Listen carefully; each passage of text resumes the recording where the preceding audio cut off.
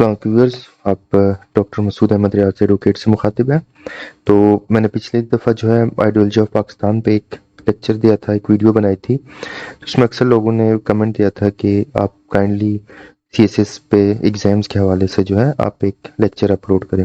तो आज का जो टॉपिक है ये स्पेसिफिकली मैंने कोशिश की है कि जो सीएसएस में या आप कम्पिटिटिव एग्ज़ाम्स में जाते हैं, पीएमएस में, बीसीएस में, इसके अलावा भी अगर बोर्ड के एग्ज़ाम्स होते हैं या स्पेसिफिकली कोई एग्ज़ाम्स हो तो उसके हवाले से बनाई। लेकिन जो मेरा मेन फोकस रहा है वो एक्चुअली सीएसएस के एग्ज़ाम पे रहा है। तो एक मैंने क्वेश्चन तरतीब दी है, क्वेश्चन चेंज हो सकता है, लेकिन मकसद ये है कि असल में मेरा मकसद ये है कि आप खुद समझें, खुद सोचें और खुद जो है आप में ये सलाहियत आ जाए कि आप लिख सकें और आंसर कर सकें। तो इस हिसाब से इस क्वेश्चन को मैंने बनाया है, लेकिन इसको डिस्कस हम इस तरह करेंगे कि अगर क्वेश्चन इससे हट के भी आता है तो आप उसको कर सकें, आप में क्वेश्चन को समझने की सलाहियत जो है वो पैदा हो। तो ये जो क्वेश्चन है ये थोड़ा सा इस तरह है कि define ideology of Pakistan with reference to sayings of sir Syed Ahmad Khan, Allama Iqbal and Quaid Azam Mohammad Ali Jinnah. तो ये सवाल अब अक्सर जो है स्टूडेंट्स कंफ्यूज हो जाते हैं क्या करने। इसको आपने समझना है। इस क्वेश्चन ये बाज़ाहिर तो एक क्वेश्चन है, लेकिन प्रैक्टिकली इसके आप समझें 5 हिस्से हैं। 5 हिस्से कैसे हैं कि हम इसको डिस्कस। सबसे पहली जो चीज़ है वो डिफाइन आइडियोलॉजी ऑफ पाकिस्तान। तो पहले थोड़ा सा आपने एक फोकस रखना है आइडियोलॉजी ऑफ पाकिस्तान पे, ये पहला पोर्शन होगा। दूसरा जो है फिर सर सैयद अहमद खान के हवाले से आपने इसको आंसर करना है। तीसरा जो अल्लामा इकबाल के हवाले से, और चौथा कायद आज़म मोहम्मद अली जिन्ना के हवाले से, और पांचवा कंक्लूड करना है आपने। तो इस हिसाब से अगर इस क्वेश्चन को आप अटेम्प्ट कर रहे हैं, आपको सिर्फ सर सैयद अहमद खान के बारे में आता है और अल्लामा इकबाल और कायद आज़म मोहम्मद अली जिन्ना के बारे में नहीं आता, और आप सोचते हैं कि मैं ये लिखूंगा और उनको सरसरी या बस वैसे ही लिख के करूंगा, तो आप समझें तो आप अपने क्वेश्चंस को बर्बाद कर रहे हैं। तो अगर इसको हम फॉर एग्जांपल 10 नंबर का क्वेश्चन लेते हैं समझाने के लिए, 1 नंबर हम इंट्रोडक्शन को देंगे, 1 कंक्लूजन को देंगे। 8 बच गए, 8 में से 2 4 6 8, तो समझे 2 का ये हो गया, 2 का ये, 2 का। तो ये आप जितना अच्छा लिखेंगे आपको 2 मिलेंगे, बाकी ये इसके 2 और इसके 2 आपको नहीं मिलेंगे। तो इस क्वेश्चन में जो है हर जो स्पेसिफिकली जो आपसे पर्टिकुलरली बता के पूछ रहा है तो उसके जो है मार्क्स होते हैं। तो आपको वो जो हर एक पोर्शन को जो है आंसर करना है, और कोशिश करें कि हर एक पोर्शन को जब आंसर करेंगे उसमें एक बैलेंस रहे। ये ना हो कि सर सैयद अहमद खान पे 2 पेज लिख रहे हैं, अल्लामा इकबाल पे 1 लिख रहे हैं और कायद आज़म जिन्ना पे आधा पेज लिख रहे हैं। अगर इस पे 2 लिख रहे हैं तो कोशिश करें सब पे 2 लिखें। अगर इस पे 1 लिख रहे हैं तो सब पे 1 लिखें। तो इसका ये होता है कि आप बैलेंस रखते हैं, टाइम को भी देखते हैं कि मतलब जितने टाइम में अगर आप 30 से 35 मिनट में एक सवाल अटेम्प्ट कर रहे हैं तो सबको बराबर टाइम दे सकें। तो इन चीज़ों का जो एग्जाम में आपने बहुत ज़्यादा ख्याल रखना होता है। तो अब थोड़ा सा हम क्वेश्चन की तरफ आगे मूव करते हैं। इसमें जो है एक आउटलाइन मैंने दी है। आउटलाइन बनाने का मकसद ये है कि आपकी थोड़ी सी अंडरस्टैंडिंग हो। तो आउटलाइन में सबसे पहले हम लिखेंगे इंट्रोडक्शन। अक्सर स्टूडेंट्स के साथ ये इशू होता है, वो पूछते हैं कि इंट्रोडक्शन दें ना दे, क्वेश्चन ने डिमांड नहीं किया। बात ये जब शॉर्ट क्वेश्चन आते हैं, छोटे से शॉर्ट ब्रीफली जिसमें लिखा होता है बताना, तो उसमें इंट्रोडक्शन आप नहीं देते, डायरेक्ट टू द पॉइंट जो पूछा जाता है वो बताते हैं। इसके अलावा जो लेंथी क्वेश्चंस जितने भी होते हैं उसमें आपने लाजमी इंट्रोडक्शन देना है। और इंट्रोडक्शन किस तरह देते हैं, क्या देना है, इसको भी आगे मैं जाके एक्सप्लेन करता हूँ। फिर इसी तरह इस क्वेश्चन में इंट्रोडक्शन के बाद sayings of sir Syed Ahmad Khan, पहला पोर्शन, इसको हम आंसर करेंगे। फिर नेक्स्ट हेडिंग हमारी सेइंग ऑफ अल्लामा इकबाल की होगी। थर्ड जो है कायद आज़म मोहम्मद अली जिन्ना की होगी। फोर्थ इसमें मैंने एक चीज़ ऐड की है, आप करते हैं नहीं करते ये आपके लिए बेनिफिशियल है, क्रिटिकल एनालिसिस। क्रिटिकल एनालिसिस के लिए जो है तनकीदी नुक्ताचीनी जो है आपके पास नॉलेज होना चाहिए टॉपिक का। अगर है तो आप इसको डिस्कस कर सकते हैं, नहीं है तो आप इसको इग्नोर करें, गलत लिखने से बेहतर इग्नोर करें। तो क्रिटिकल एनालिसिस जो है पॉजिटिव नेगेटिव दोनों हो सकती है, इसको हम डिस्कस करेंगे और लास्ट में आप कंक्लूजन देंगे। तो अब सबसे पहले हम आते हैं कि इंट्रोडक्शन। अक्सर पूछा जाता है इंट्रोडक्शन में क्या लिखना है, कैसे लिखना है, ये स्टूडेंट्स के लिए बहुत ज़्यादा कन्फ्यूजन का मसला आता है। हम तो कहते हैं इंट्रोडक्शन लिखें और बड़ा इंप्रेसिव लिखें, लेकिन लिखें क्या, ये बहुत बड़ी मतलब एक स्टूडेंट्स को जो है मुश्किल फेस होती है कि क्या लिखना है, कैसे लिखना है। तो हर टॉपिक का जो है इंट्रोडक्शन उसके साथ ही रिफ्लेक्ट करता है। इंट्रोडक्शन की मिसाल मैं आप लोगों को ऐसे समझाता हूँ कि अगर आप कहीं किसी से मिलने जाते हैं फर्स्ट टाइम, या किसी टीचर के ऑफिस जाते हैं या किसी ऑफिसर के पास जाते हैं, आप अगर सीधा जाते ही कहें कि मेरे ये काम करो या मेरे ये काम है, तो समझे वो आपको किस तरह देखेगा या कैसे पेश आएगा आपके साथ। दूसरा बंदा है वो दरवाजे पे नॉक करता है, एंटर होके सलाम देता है, सलाम करने के बाद बताता है कि सर मैं फिलान हूँ या फिलान जगह से आया हूँ या फिलान ने मुझे भेजा है, तो मेरा ये काम है। वो अपना एक इंट्रोडक्शन देता है, सलाम करता है, इंट्रोडक्शन देता है, फिर अपनी बात करता है। तो इन दोनों में एक डायरेक्ट आके बोल रहा है और एक जो है अपना इंट्रोडक्शन देता है, सलाम करता है। आप किसको देख के खुश होंगे, किसके साथ अच्छा बर्ताव रखेंगे। ज़ाहिर है उसके साथ जो पोलाइटली आएगा, सलाम देगा और इंट्रोडक्शन देगा। तो क्वेश्चंस भी बिल्कुल इसी तरह हैं। जब क्वेश्चन पूछा जाता है तो आपको उसको इंट्रोड्यूस कराना पड़ता है, इंट्रोडक्शन देनी पड़ती है, उसको जो है अच्छा करके पेश करना पड़ता है। अब इस सवाल पे हम आते हैं आइडियोलॉजी ऑफ पाकिस्तान पे। तो आइडियोलॉजी ऑफ पाकिस्तान की हम बात करें, इसका इंट्रोडक्शन क्या होगा? मतलब इंट्रोडक्शन क्या तो होगा, ठीक है, लेकिन लिखेंगे क्या उसमें, ये बहुत इंपॉर्टेंट है। तो आइडियोलॉजी ऑफ पाकिस्तान की हम बात करेंगे तो देखिए, ये अब स्टूडेंट्स यहाँ पे कुछ लोग आइडियोलॉजी पे बहुत ज्यादा जोर देना शुरू करते हैं, वो लिखते हैं आइडियोलॉजी दिस। यहाँ थोड़ा ये समझने वाला, अगर आपसे क्वेश्चन पूछे आइडियोलॉजी ऑफ पाकिस्तान, तो आप कोशिश करें अपना जो फोकस है वो आइडियोलॉजी ऑफ पाकिस्तान पे बहुत ज्यादा रखें, क्योंकि वो आपसे आइडियोलॉजी ऑफ पाकिस्तान पूछ रहे हैं। अगर वो आपसे पूछे define ideology and also define ideology of Pakistan and also explain it, तो उस क्वेश्चन में फिर आप आइडियोलॉजी पे भी फोकस करेंगे, आइडियोलॉजी ऑफ पाकिस्तान पे भी करेंगे, और फिर फर्दर जो एक्सप्लेनेशन मांगिए वो देंगे। लेकिन ये जो क्वेश्चन मैंने लिखा है वो पर्टिकुलरली आइडियोलॉजी पे बात कर रहा है, आइडियोलॉजी ऑफ पाकिस्तान पे बात कर रहा है, तो हमारा फोकस आइडियोलॉजी ऑफ पाकिस्तान पे रहेगा, ना कि आइडियोलॉजी पे। तो इसके हम इंट्रोडक्शन पे आएंगे तो आइडियोलॉजी को बहुत हल्का सा हम टच देंगे कि आइडियोलॉजी जो है बेसिकली आइडियाज़ की बात करता है, नॉलेज ऑफ आइडियाज़ की बात करता है। तो इसी तरह आइडियोलॉजी ऑफ पाकिस्तान की हम बात करें तो आइडियोलॉजी ऑफ पाकिस्तान जो है एक इस्लामिक आइडियोलॉजी थी, जिसकी बुनियाद जो है टू नेशन थ्योरी पे रखी गई, और ये जो है इंडियन सब कॉन्टिनेंट के अंदर एक हकीकत थी। तो लास्ट में हम डिस्कस करेंगे जो कुछ मैं बता रहा हूँ उसके ऊपर एक क्रिटिकल एनालिसिस में, जो कुछ अभी हम डिस्कस करें उसको क्रिटिकल एनालिसिस में डिस्कस करेंगे, क्या सही है क्या गलत है। हो सकता है कुछ लोग मेरे लेक्चर पे ऑब्जेक्शन लिखा बताएं कि इस तरह तो है नहीं, गलत है, तो क्रिटिकल एनालिसिस में हम उसको देख लेते हैं।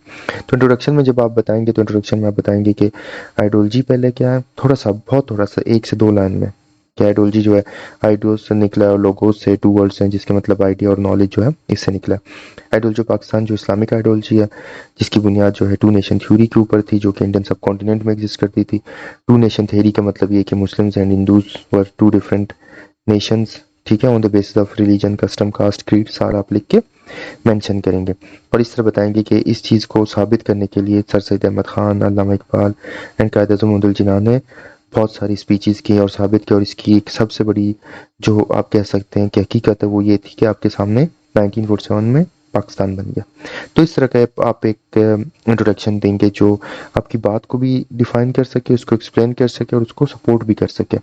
तो ये जो है मुख्तसर आप 5 से 7 लाइन में एक छोटा सा ब्रीफली आइडियोलॉजी का इंट्रोडक्शन देंगे। इसके बाद जो है हम नेक्स्ट पोर्शन पे आते हैं। इस सवाल के अंदर 3 मेन पार्ट्स हैं जिसको आपने आंसर करना है, इंट्रोडक्शन और कंक्लूजन को छोड़कर। सबसे पहला जो है sayings of sir Syed Ahmad Khan, ये फर्स्ट मेन पार्ट है। अब इस पार्ट पे हमने फोकस रखना है, सेकंड पे, थर्ड पे। तो ये हमारे लिए बहुत इंपॉर्टेंट है, जो इसकी बॉडी है, जान जो है, वो 3 हेडिंग्स है। तो सबसे पहले हम करते हैं सर सैयद अहमद खान के ऊपर कि sayings of sir Syed Ahmad Khan, ये हेडिंग देंगे हम। उसके अंदर फिर अच्छा, क्वेश्चन को जब आंसर करने लगे तो ये बात जहन में रखें, एग्जामिनर्स एक एक लफ्ज डिटेल से नहीं पढ़ता, वो आपका इंट्रोडक्शन पढ़ेगा, मैन हेडिंग पढ़ेगा, थोड़ी सी सरसरी एक नज़र लगाएगा, निकल जाएगा। क्योंकि इतने पेपर्स होते, इतना टाइम होता है, एक एक लफ्ज कोई नहीं पढ़ता, तो इसलिए अपने जो हेडिंग्स हैं वो सही लिखने, स्टार्टिंग पैराग्राफ, और वैसे कोशिश तो आपने करना सारा सही लिखना है आपने, ये रिस्क ना लें, लेकिन फिर भी जो मेन चीज़ है उस पर बहुत फोकस करें। इसी तरह एग्जैक्टली आप हेडिंग देंगे sayings of sir Ahmad Khan, फिर उसके अंदर आप पहला point A, point B, C, D. अब मैंने 4 दिए तो आप कोशिश करें जैसे आप 5 लिखते हैं, 3 लिखते हैं, तो हर एक हेडिंग में इतने ही रखें। तो सबसे पहले जो है सर सैयद अहमद खान की हम बात करेंगे कि 1857 में वार ऑफ इंडिपेंडेंस हुई, उसके बाद क्या हुआ, उन्होंने एक रिसाला लिखा, रिसाला अस्बाब बगावत हिंद। अगर ये नाम आपको याद नहीं रहता तो आप इसकी इंग्लिश ट्रांसलेशन जो है वो यूज कर सकते हैं, काजेज ऑफ इंडियन रिवोल्ट। गलत नहीं लिखना, जो नहीं आता गलत लिखने से बेहतर इसको स्किप करें, आता है तो सही लिख लें। अगर ये तर्जुमा आपको इस लैंग्वेज में रिसाले अस्बाब बगावत हिंद नहीं आती तो इंग्लिश ट्रांसलेशन बेशक जो आसान हो वो यूज़ करें, लेकिन गलत यूज़ ना करें। तो आप सबसे पहले हेडिंग देंगे पोस्ट 1857 रिसाले अस्बाब बगावत हिंद। इसमें सर सैयद अहमद खान ने जो है जो इल्ज़ाम मुसलमानों पे लगाया गया था ब्रिटिश की तरफ से, उसको डिफेंड किया और बताने की कोशिश की कि मुस्लिम जो है इसमें कसूरवार नहीं है, बल्कि हिंदू मुस्लिम सारे हैं। तो एक हिसाब से आप देखते हैं कि मुसलमानों के लिए उन्होंने एक डिफेंसिव पोजीशन हासिल की, उनको बचाने की कोशिश की उन्होंने। यहाँ पे एक आप देख सकते हैं, मतलब फोकस जो ले आप, अब जब आप हिंदू मुस्लिम्स पे फोकस ले आएंगे तो ऑटोमेटिकली आप टू नेशन थ्योरी की बात करेंगे। जहाँ रिलीजन की बात आएगी वो टू नेशन थ्योरी के साथ मतलब उसको सपोर्ट करेगी। तो 1857 के बाद जो है जो जंग हुई थी उसके बाद उन्होंने एक रिसाला लिखा, रिसाला में यही बताया कि मुसलमानों पे सारे इल्ज़ाम डालना गलत है, बल्कि हिंदू भी इसमें शामिल थे और ब्रिटिश भी थी, तो इसलिए आप मुसलमानों को बार बार तनकीद का निशाना ना बनाए। तो उन्होंने जो है यहाँ पे मुसलमानों के लिए डिफेंसिव पोजीशन ली और टू नेशन थ्योरी को हाईलाइट कर दिया। इसी तरह फिर 10 साल बाद 1867 में जबान के ऊपर एक मसला हुआ, हिंदी उर्दू कंट्रोवर्सी के नाम से। तो इस टाइम जो है हिंदुओं ने ऑब्जेक्शन की कि उर्दू को रिप्लेस किया जाए विद हिंदी। तो यहाँ पे भी बनारस के अंदर सर सैयद अहमद खान ने जो है उर्दू को डिफेंड किया और ये बताया कि उर्दू जो है वो मुसलमानों की बल्कि ज़बान नहीं बल्कि हिंदुस्तान की ज़बान है। लेकिन ये कहना कि उर्दू मुसलमानों की और हिंदी जो है मतलब ये तासुब को ज़ाहिर करता है, एक नफरत को ज़ाहिर करता है। तो इस हिसाब से जो है हम हिंदू और मुसलमान जब एक ज़बान पे एक साथ नहीं रह सकते तो वो कैसे आगे एक साथ रहेंगे। तो इस हिसाब से उन्होंने फिर जो है मुसलमानों को डिफेंसिव पॉइंट यूज़ किया और उन्होंने इसके बाद से जो है सिर्फ मुसलमानों की बात की। फिर आगे आप जाएंगे तो आपको एक नज़र आएगा रिसाला तहज़ीब उल अखलाक जो सर सैयद अहमद खान ने लिखी थी। इसके अंदर ये था कि वो उन्होंने मुसलमानों को तनकीद की थी कि आप जो है अपनी जो ज़िंदगी वगैरह वो इस्लाम के मुताबिक गुजारें। तहज़ीब उल इखलाक मतलब इखलाक जो है आपका तहज़ीब जो है क्या होना चाहिए। तो उन्होंने कहा हिंदुओं के साथ रह रहे के मुसलमानों ने जो अपने तौर तरीके हैं वो छोड़ दें और मज़हब में जो है कोई फ़र्क नहीं रहा। तो मुसलमानों को चाहिए कि अपने इस्लाम के मुताबिक जो रहन सहन का तरीका है, रस्म व रिवाज उनको कायम और दायम रखें। फिर वही टू नेशन थ्योरी आ रही है क्योंकि फ़र्क आ रहा है। फिर एक और उन्होंने एक मैगजीन लिखी तबीनुल कलाम के नाम से, इसकी इंग्लिश ट्रांसलेशन है the people of the book. तो उन्होंने इसमें जाहिर करने की कोशिश की कि मुस्लिम्स और क्रिश्चियंस जो हैं वो एक दूसरे से ज़्यादा करीब है और मुस्लिम्स हिंदुओं से दूर है और क्रिश्चियंस हिंदुओं से दूर है। तो मुस्लिम्स जो है क्रिश्चियंस के करीब हो सकते हैं लेकिन हिंदुओं के करीब नहीं हो सकते। तो यहाँ से आप देख रहे हैं कि हर बार वो हर चीज़ पे जो इनकी बातों पे टू नेशन जो हमें नज़र आ रही है कि दोनों मुस्लिम्स हिंदूज अलग अलग एक कौम है। अब ये यहाँ पे मैंने इतना लिखा है, इसके अलावा भी आप उसमें ऐड कर सकते हैं। जहाँ जहाँ आपको जो आसान लगते हैं पॉइंट्स टू नेशन के तो कोशिश करें मेन हेडिंग दें, उसके बाद उसके सब हेडिंग्स दें, सब हेडिंग्स के अंदर वो चीज़ें लिखते जाएं। सब हेडिंग्स जब लिखेंगे 3 से 4 लाइन छोटे छोटे करके लिखें और बड़ा इंप्रेसिव होगा और आप ज़्यादा पॉइंट्स भी लिख सकते हैं और वो कम होगा, उसकी आपकी गलतियाँ भी कम रहेंगी। ये जैसे ही कंप्लीट होगा फिर आप थर्ड हेडिंग की तरफ आएंगे। थर्ड इसी तरह आप मेन हेडिंग देंगे, उसके अंदर आप लिखेंगे जो है अभी हम इस पे आते हैं, ये थर्ड हेडिंग हमने दे दी सेइंग्स ऑफ सर अल्लामा इकबाल, अल्लामा मोहम्मद इकबाल। तो ये सेकंड पार्ट है, इसके ऊपर भी हमने दोबारा फोकस करना है। फिर इसके अंदर भी मैंने इसी तरह 4 सब हेडिंग दी हैं, तो आपने भी कोशिश करना है। जो मैं आपसे ये कह रहा था कि कोशिश करें कि सीक्वेंस मेंटेन रखें। उसमें ये होगा कि एग्जामिनर को एक तो लगेगा आपको सारे जो हेडिंग्स है सब लोगों के बारे में आपके पास इक्वल नॉलेज है, मतलब आपको सबका पता है, लेकिन बैलेंस मेंटेन करने के लिए आपने इक्वल लिखी हुई है। और दूसरा ये कि ये टाइम को भी शो करता है कि आपने सबके ऊपर एक इक्वल टाइम दे, एक फोकस दे, आपने एक तैयारी की, ये नहीं बगैर तैयारी के आप आए या आपने एक टॉपिक याद किया दूसरा नहीं याद किया। तो ये जो है पढ़ने वाले के लिए बड़ा अच्छा जाएगा। वो जब हेडिंग्स पढ़ेगा मतलब वो आपको आराम से टिक करता है, ये मेन पॉइंट्स उसको समझ आएगी कि अगर शुरू में पढ़ ले तो उसको समझ आएगी कि बाकी हेडिंग्स भी इसने बहुत अच्छे अच्छे तरीके से लिखे हुए होंगे। तो थर्ड हेडिंग जो है सेइंग्स ऑफ अल्लामा इकबाल, इसके अंदर हम पहली बात करेंगे राउंड टेबल कॉन्फ्रेंसेज में जो लंदन में हुई थी, जिसमें अल्लामा इकबाल ने जो है यही बात की थी कि जो अपना ये आप कह सकते हैं कि जो ब्रिटिश की डेमोक्रेसी है और जो कॉन्स्टिट्यूशन है ये जो बनाए गए हैं वो मतलब मुसलमानों को और कम्युनिटीज़ को सिर्फ रिप्रेजेंटेशन दी। यहाँ पे इन्होंने स्पेसिफिकली टू नेशन की बात नहीं की, लेकिन जब उन्होंने ये बात की कि हिंदुस्तान की अगर आप बात करें मुख्तलिफ कौमें मुख्तलिफ ज़बानें, तो वो चीज़ें जो है मुख्तलिफ कौम उठाते हैं और उसको टू नेशन के साथ रिलेट करते हैं कि जब उन्होंने मुख्तलिफ कौमों की बात की, मुख्तलिफ ज़बान की बात की, कल्चर्स की, तो इनडायरेक्टली मुस्लिम्स भी उसमें आते हैं और हिंदूज भी आते हैं। तो डिफरेंसेस जब ज़ाहिर आप मुख्तलिफ लोगों की बात करें, जो मेजर बड़ी चीज़ होगी उसकी बात करेंगे और बड़ी कम्युनिटी कौन सी थी, हिंदू और मुस्लिम्स थी, तो ऑटोमेटिकली जो उनकी बात थी वो इन दो से रिलेट कर रही थी। फिर इसी तरह 1930 में इलाहाबाद में जो है उन्होंने खुतबा दिया जिसको खुतबा इलाहाबाद भी कहते हैं। तो उसके अंदर उन्होंने फिर यही बात की कि डेमोक्रेसी जो है वो फेल हो चुकी है। वो इसलिए फेल हो चुकी है क्योंकि वो अक्सरियत की बात करती है और अक्सरियत जो है हिंदू है, लेकिन दूसरी तरफ मुस्लिम्स भी एक बड़ी अक्सरियत है, उसको आप इग्नोर कर रहे हैं। फिर इसी तरह उन्होंने बताया कि I would like to see Sindh, Punjab, NWFP and KPK amalgamated into a single province without British Empire। तो जो पाकिस्तान के ख्वाब था हम कहते हैं देखा, वो असल में इलाहाबाद एड्रेस था जिसके अंदर उन्होंने पाकिस्तान बनने का इशारा दिया था। फिर उन्होंने जिन्ना को जो है 1937 से 39 तक खत लिखे खतूत लिखे। खतूत के अंदर उन्होंने इस बात पे जोर दिया कि जो है मुसलमानों के लिए आप एक अलग रियासत है उसके लिए कोशिश करें और उसके लिए आप जो है बड़ी मेहनत करें। तो यहाँ इन सब चीज़ों से हमें नज़र आ रहा है कि टू नेशन थ्योरी पे बात कर रहे थे और उसको एक्सप्लेन कर रहे हैं, डिफाइन कर रहे हैं, क्योंकि क्वेश्चन हमारे यही कहता है कि सेइंग्स के मुताबिक बताते जाए। फिर इसके बाद अगर किसी को पोइट्री का शौक है, जो लिख सकते हैं, उसको याद हो, तो बहुत सारी अल्लामा इकबाल ने पोइट्रीज की, बांगे दरा थी, बाकी थी बहुत से। तो उसमें एक मैंने जो फॉर एग्जांपल के लिए उठाई, उसमें शिकवा जवाब शिकवा था, जिसमें वो मुखातिब होकर कहते हैं कि मुसलमानों की हालत क्यों हो गई है, तो खुदा से कि दूर क्यों सारी। तो स्पेसिफिकली आपको 2 4 लाइनें जो भी याद हो आप लिख लें, अगर आपको लगता है। इसके अलावा भी कहीं से आपको रिलेवेंट लगते हैं कि मुसलमानों से ये रिलेट कर रही है, तो आप वो डाल सकते हैं और कह सकते हैं कि इसके तहत जो उन्होंने मुसलमानों को जगाने की कोशिश की और टू नेशन थ्योरी को प्रमोट किया। वो बेशक उर्दू में आएगा, आप उर्दू में इसको लिख सकते हैं। ये यहाँ तक आपके लिए अलाउ है कि आप उनकी पोएट्री उर्दू में लिख सकते हैं। फिर फोर्थ हमारी मेजर हेडिंग जो है वो सेइंग्स ऑफ कायद आज़म मोहम्मद अली जिन्ना होगी। अब इसके अंदर एक सेइंग बड़ी मशहूर कही जाती है, आप नंबर 1 जो है पॉइंट वो बिल्कुल इसी से भी स्टार्ट कर सकते हैं, बहुत इंप्रेसिव ही रहेगा। Pakistan came into being the day when the first Hindu was converted to Islam. Pakistan उसी दिन बना जब पहला जो हिंदू था वो मुसलमान बन गया, इस्लाम ले आया। तो ये जो है मतलब टू नेशन थ्योरी को डिफाइन करेगा, आइडियोलॉजी ऑफ पाकिस्तान को डिफाइन करेगा। ये खुद एक हेडिंग भी होगा और एक पॉइंट भी होगा, बड़ा इंप्रेसिव होगा। फिर इसके बाद 14 पॉइंट्स की बात करते हैं कि 14 पॉइंट्स जो है नेहरू रिपोर्ट के अगेंस्ट लिखी गई थी, तो उसमें जो है डिफरेंसेस आएगी, कम्युनिटीज की प्रोटेक्शन की बात की गई, तो इनडायरेक्टली वो मुसलमानों को जो है सपोर्ट कर रही थी, टू नेशन की बात करी थी। फिर इसी तरह राउंड टेबल कॉन्फ्रेंसेज की बात करते हैं, तो जिन्ना साहब ने जो है उसके अंदर यही बात की थी कि जब तक कॉन्स्टिट्यूशन के मसले को आप हल नहीं करेंगे, कोई भी कॉन्स्टिट्यूशन हिंदुस्तान के अंदर काम नहीं कर सकता। उस कॉन्स्टिट्यूशन में हिंदू मुसलमान का जो मसला है उसको आप हल करें, जिसमें आप कह सकते हैं सेपरेटेड ट्रेड की बात थी। और ये सेपरेटेड ट्रेड उन्होंने बहुत जगहों पे डिस्कस की, जैसे 1916 में भी की थी, लेकिन मैंने वो नहीं लिखी इस पॉइंट में। तो ये बता रहा हूँ कि आप देख लें, ये ना हो कि कायद आज़म वाली हेडिंग में आप 6 पॉइंट्स लिख लें और बाकी में 2 4 लिखें। तो कोशिश करें मेंटेन करें, अगर 6 यहाँ लिख लें तो 6 वहाँ पे भी लिख लें। नहीं तो ये ना करें कि कायद आज़म पे आपको बहुत ज़्यादा आ रहा है, आप इस पे बहुत ज़्यादा लिख रहे हैं और बाकियों पे कम लिख रहे हैं। कोशिश करें एक सीक्वेंस, एक पॉइंट से कोई फ़र्क नहीं पड़ता अगर 4 5 हो गए, लेकिन ज़्यादा ना लिखे, 1 के 7 और 1 के 3 है। मिसमैनेज जो है वो नहीं करना, अपने एग्जामिनर को ये बिल्कुल नहीं सोचने देना कि आपको एक जो हेडिंग उसमें ज़्यादा आता है और एक में नहीं आता।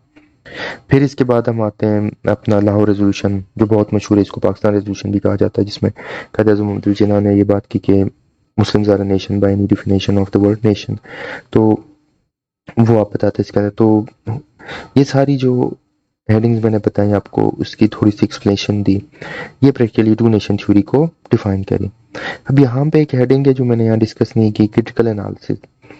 क्रिटिकल एनालिसिस आप तब करते हैं जब आपके पास नॉलेज हो। वो एक अच्छा एक्सप्रेशन भी देती है, लेकिन रिस्की फैक्टर भी है। रिस्की इसलिए क्योंकि वो आपने अगर गलत एनालाइज किया और आप नहीं कर सके तो आपके नंबर कटेंगे। एनालिसिस जो है पॉजिटिव भी हो सकती है, नेगेटिव भी हो सकती है। अगर इस पे फॉर एग्जांपल मैं एक नेगेटिव एनालिसिस की बात करता हूँ, मैं ये करूँगा, फिर पॉजिटिव भी आता है। नेगेटिव में करता हूँ कि हमने ये जितनी सारी बातें की, तो टू नेशन थ्योरी वगैरह की, वो तो एग्जिस्ट नहीं करती, तो बात की बहुत बात की ये डेवलपमेंट है और बाद में बनाएगी, तो इस हिसाब से जो है, लेकिन मजबूरन हमने जो है टू नेशन थ्योरी को डिफाइन करना है। तो आप ये चीज़ समझें, एग्जामिनर जब भी क्वेश्चन पूछता है उसके जहन में क्या होता है। आप हमेशा देखिए, आप कहीं पे जाते हैं, कोई बंदा आपसे सवाल पूछता है, वो आपसे क्या जवाब चाह रहा होता है। तो ये इसी तरह एग्जामिनर जब आपसे क्वेश्चन पूछ रहा है तो समझ लें कि वो आपसे जो चाह रहा है उसको वही दें, उसको वो ना बताएं जो वो नहीं सुनना चाहता, नहीं पूछना चाहता। तो इस तरह के टॉपिक में एनालिसिस की जब बात होगी तो नेगेटिव एनालिसिस को तो आप भूल जाएं। तो आपके पास एक ही ऑप्शन रह जाता है, पॉजिटिव एनालिसिस। तो पॉजिटिव एनालिसिस की बात करते हैं, क्रिटिकल एनालिसिस में पॉजिटिव एस्पेक्ट की हम बात करेंगे। तो हम लिखेंगे जो टू नेशन थ्योरी है वो बिल्कुल एक हकीकत थी, और जब इस्लाम आया और इस्लाम सब इंडियन सब कॉन्टिनेंट के अंदर है, तो उसी दिन से जो है जब जो है मुसलमान यहाँ पे आके इस्लाम आ गया, तो ये जो टू नेशन थ्योरीज की बुनियाद रखी गई और ये जो है आहिस्ता आहिस्ता प्रमोट होती गई। हालांकि हिंदू मुसलमान बहुत अरसे से एक साथ थे, लेकिन फिर भी डिफरेंसेस की वजह से, एक हकीकत की वजह से एक साथ नहीं रह सके, और मजबूरन जो है टू नेशन थ्योरी आगे आती गई यहाँ तक कि उन्होंने इसको डिवाइड करके रख दिया। फिर कंक्लूजन में क्या फ़र्क आएगा अगर एनालिसिस हम ये लिखेंगे, तो आपको ये बात समझनी चाहिए कि कंक्लूजन हमेशा जो है इंट्रोडक्शन की रिफ्लेक्शन होती है, उसकी अक्कासी करती है। जो बात आप इंट्रोडक्शन में लिखते हैं कंक्लूजन में आपने वही लिखना है। इसकी मिसाल मैंने आपको ऐसे दी कि आप एक रूम में जाते हैं, आप सलाम देते हैं, बहुत अच्छे तरीके से मिलते हैं, तो वापसी पे जब आप जाएंगे तो आप इस तरह कहेंगे शुक्रिया, थैंक यू, अल्लाह हाफिज, खुश हंसी से जाएंगे, मतलब अच्छे मूड से। ये नहीं आप इंटर हुए अच्छे मूड से सलाम दुआ किया और निकलते हुए दरवाजे पे लात मार दी, चेयर फेंक दी या फाइल गुस्से से निकल गया, तो वो कंक्लूजन जो है खराब हो जाता है। तो इसी तरह इंट्रोडक्शन जो हमेशा कंक्लूजन के साथ होगा, आपने अच्छा इंट्रोडक्शन दिया तो कंक्लूजन भी अच्छा होना चाहिए। तो इस टॉपिक का कंक्लूजन क्या होगा? तो इसका कंक्लूजन हम लिखेंगे कि जो टू नेशन थ्योरी थी जिसके ऊपर सर सैयद अहमद खान, अल्लामा इकबाल और कायद आज़म मोहम्मद अली ने बातें की और जोर दिया, क्योंकि एक हकीकत थी और उसको बार बार वो हाईलाइट करने की कोशिश कर रहे थे, लेकिन इंडियंस और ब्रिटिश जो इसको इग्नोर करने की कोशिश कर रहे थे, लेकिन हकीकत जो हमेशा वो जाहिर होकर रहती है।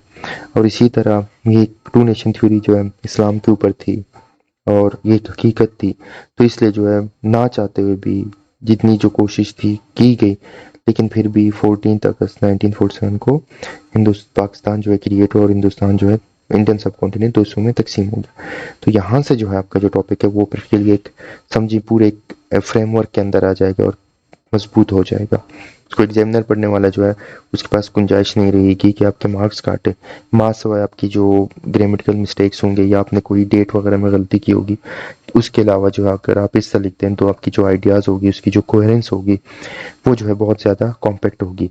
तो इस हिसाब से इस तरह की हेडिंग्स यूज़ करके उनको एक्सप्लेन करके 2 से 3 लाइनों में बड़ा आपका एक अच्छा जो है इम्प्रेशन जाएगा और बहुत ही ज़्यादा वो जो है एक्सेप्टेबल होगा।